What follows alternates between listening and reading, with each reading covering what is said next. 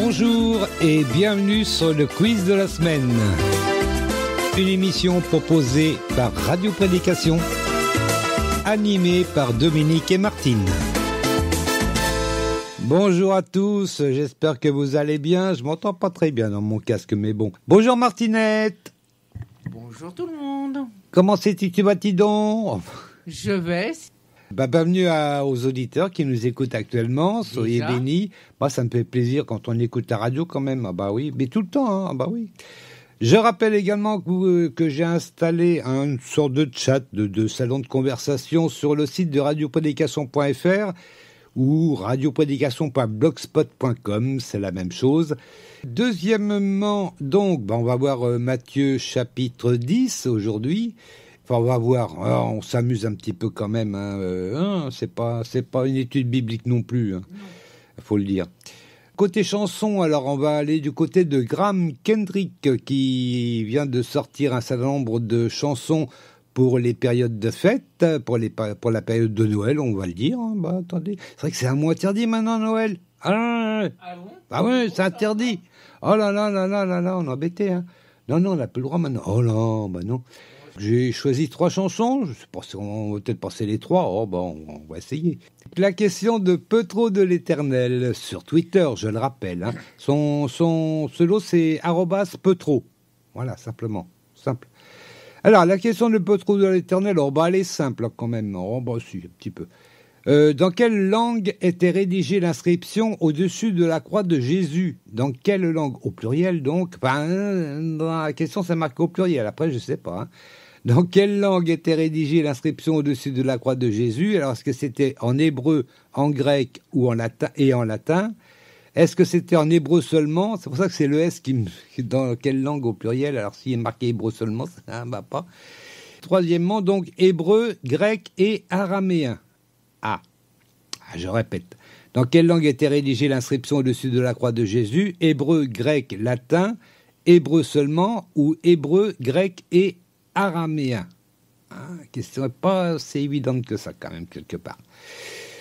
Voilà, c'est la question de Petro de l'Éternel. On aura la tendance des tweetos vers le milieu de l'émission et la réponse que nous donnera Martine, je pense, à la fin de l'émission. Voilà, puis on verra ça, on lira quand même, hein, parce que, oui, moi j'aime bien prouver ce qu'on dit, hein, parce que, bon, quand même, un bâton. Oui, c'est le principal, c'est le but de l'émission quand même. Hein. Oui, quand même. C'est pas de raconter n'importe quoi. Hein. On évite. Peut-être pas parfait, mais bon, on évite. Et puis, sur ce, on va écouter donc la première partie du chapitre 10 de Matthieu, et puis on l'écoute tout de suite. Allez, Matthieu, chapitre 10, première partie. Matthieu, chapitre 10, dans la Bible du Semeur. Jésus appela ses 12 disciples et leur donna l'autorité de chasser les esprits mauvais et de guérir toute maladie et toute infirmité. Voici le nom des 12 apôtres. D'abord, Simon, appelé Pierre, puis André, son frère, Jacques, fils de Zébédée, et Jean, son frère, Philippe et Barthélemy, Thomas et Matthieu, le collecteur d'impôts, Jacques, fils d'Alphée, et Thaddée, Simon, le zélé, et Judas Iscariote, celui qui a trahi Jésus. Ce sont ces 12 hommes que Jésus envoya après leur avoir fait les recommandations suivantes. N'allez pas dans les contrées païennes et n'entrez pas dans les villes de la Samarie. Rendez-vous plutôt auprès des brebis perdues du peuple d'Israël. Partout où vous passerez, annoncez que le règne des cieux est tout proche. Guérissez les malades, ressuscitez les morts, rendez purs les lépreux et expulsez les démons. Vous avez reçu gratuitement, donnez gratuitement. Ne mettez dans vos bourses ni or, ni argent, ni pièces de cuivre. N'emportez pour le voyage ni sac, ni tunique de rechange, ni sandales, ni bâton, car l'ouvrier mérite sa nourriture. Chaque fois que vous arriverez dans une ville ou un village, faites-vous indiquer quelqu'un de recommandable et restez chez lui jusqu'à votre départ de la localité. En franchissant le seuil de la maison, saluez ses occupants et dites « Que la paix soit avec vous ». S'ils en sont dignes, qu'elle repose sur eux. Sinon, qu'elle vous revienne. Si dans une maison ou dans une ville on ne veut pas vous recevoir, ni écouter vos paroles, quittez la maison ou la ville en secouant la poussière de vos pieds. Vraiment, je vous l'assure, au jour du jugement, les villes de Sodome et de Gomorrhe seront traitées avec moins de rigueur que les habitants de ces lieux-là. Voici, je vous envoie comme des brebis au milieu des loups. Soyez prudents comme des serpents et innocents comme des colombes. Soyez sur vos gardes, car on vous traduira devant les tribunaux des Juifs et on vous fera fouetter dans leurs synagogues. On vous forcera à comparaître devant des gouverneurs et des rois à cause de moi pour leur apporter un témoignage, ainsi qu'aux nations païennes. Lorsqu'on vous traduira devant les autorités, ne vous inquiétez ni du contenu ni de la forme de ce que vous direz, car cela vous sera donné au moment même. En effet, ce n'est pas vous qui parlerez. Ce sera l'Esprit de votre Père qui parlera par votre bouche. Le frère livrera son propre frère pour le faire condamner à mort, et le père livrera son enfant. Des enfants se dresseront contre leurs parents et les feront mettre à mort. Tout le monde vous haïra à cause de moi, mais celui qui tiendra bon jusqu'au bout sera sauvé. Eh oui, on verra que ça rappelle quelque chose, cette histoire-là d'ailleurs, ce dernier verset. Sur ce, Martinette, on va commencer par la première question, parce qu'on aurait pu commencer par la 5e. Oui, oui.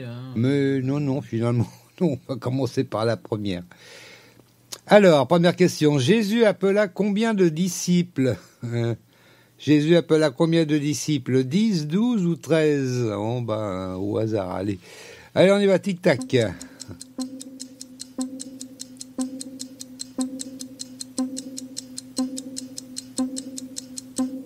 12. 12, ouais. Ah, bien les applaudissements. Oui, j'ai changé les applaudissements parce que l'autre se faisait un petit peu trop. Ça change un petit peu. Moi, j'aime bien changer un peu. Et donc, 12, oui, effectivement, c'est au verset 1, normalement, si je ne me suis pas trompé. Verset, attendez, il faut que j'y retourne, parce que là, j'étais dans le chat, et puis, il n'y a personne. C'est embêtant. Donc, Jésus appela ses 12 disciples et leur donna l'autorité de chasser les esprits mauvais et de guérir toute maladie et toute infirmité. Alors là, on parle des apôtres. À la base, ce sont des disciples qui deviennent apôtres. D'ailleurs, au 2e verset, on parle d'apôtres. Mais on verra qu'après, Jésus parle à nouveau de disciples. Voilà. Bon, je ne sais pas si ça a une grande importance, je ne suis pas sûr. Mais bon, disciples, apôtres, bon. Après, il y a des grades. Les gens ils aiment bien avoir des grades. Moi, je suis disciple. Moi, je suis apôtre. Et c'est le chef. Bon. Je suis pas sûr que c'est une grosse importance. D'ailleurs, il le dit. D'ailleurs, on va le voir dans le texte. Il le dit. C'est pas important. Voilà. On va aller à la question suivante, du coup. Voilà, ouais. Qui était collecteur d'impôts ? Thomas, Matthieu ou Philippe ? Thomas, Matthieu ou Philippe ? Tic-tac.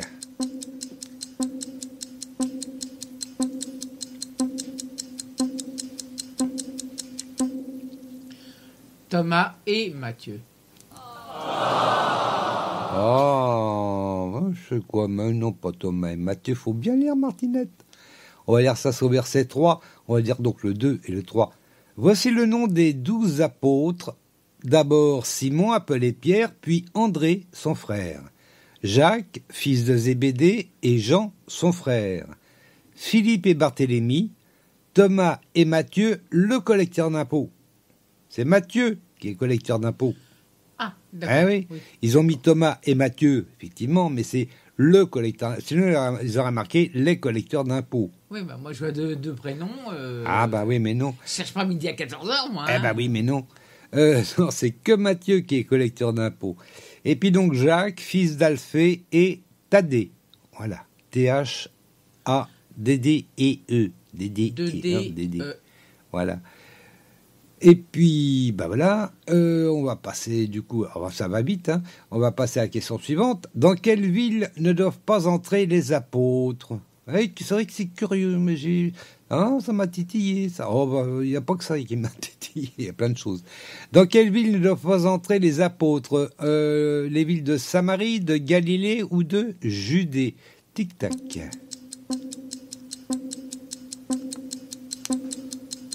Samarie, Galilée, Judée.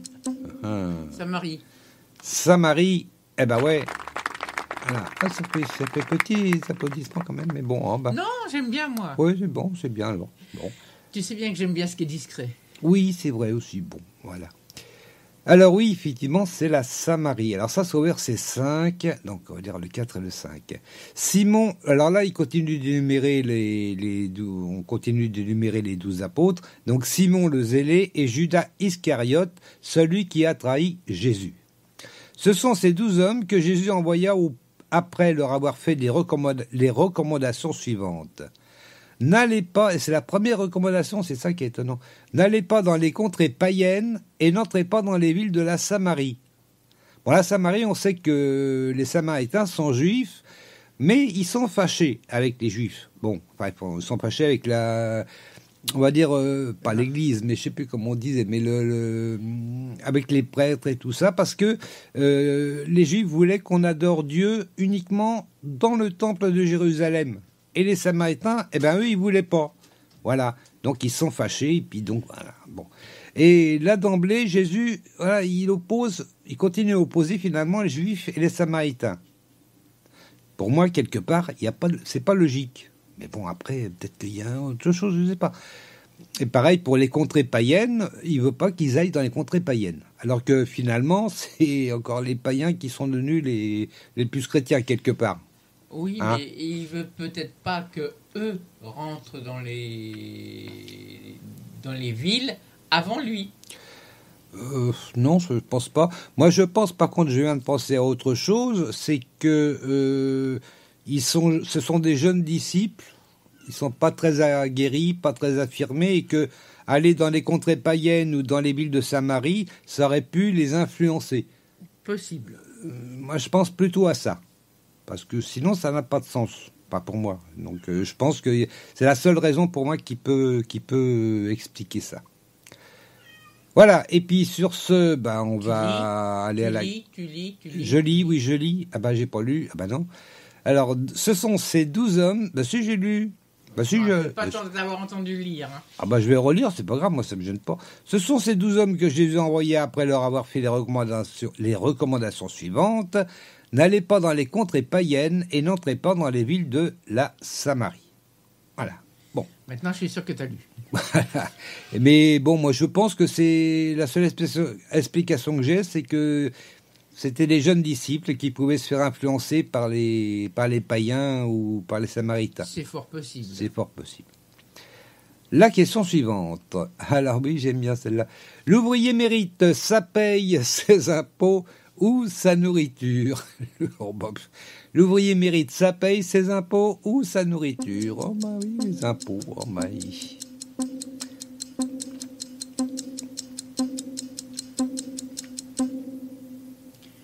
Sa nourriture. Sa nourriture, bah ouais. Le restant me paraissait illogique. Ah oui, mais bon. Oui, mais en même temps, je vais expliquer. Je vais lire d'abord, je vais expliquer après ce que je pense. Ce que je pense, c'est pas forcément juste, mais c'est ce que je pense. Alors bon, attendez. Alors, verset 6. Rendez-vous plutôt auprès des brebis perdues du peuple d'Israël. Parce que c'est vrai qu'à la base, Jésus est venu pour eux quand même. Bon, oui. Partout où vous passerez, annoncez que le règne des cieux est tout proche. Guérissez les malades, ressuscitez les morts, rendez purs les lépreux, expulsez les démons. Vous avez reçu gratuitement, vous donnez gratuitement. J'aime bien parce que il dit ça naturellement, quoi. Guérissez les malades, ressuscitez les morts. C'est normal. Tout va bien. Normal, oui. Alors que de nos jours, quand même, bon. Hein. Ça paraît illogique. Ouais. Enfin, pas illogique, mais en tout cas, c'est impossible. C'est rare quand même. Hein. On va pas dire impossible non plus, mais c'est rare. Guérissez les malades, ressuscitez les morts, rendez purs les lépreux, expulsez les démons. Vous avez reçu gratuitement, donnez gratuitement. Un verset, une partie de verset importante parce que c'est vrai que Beaucoup ont reçu gratuitement et puis font payer.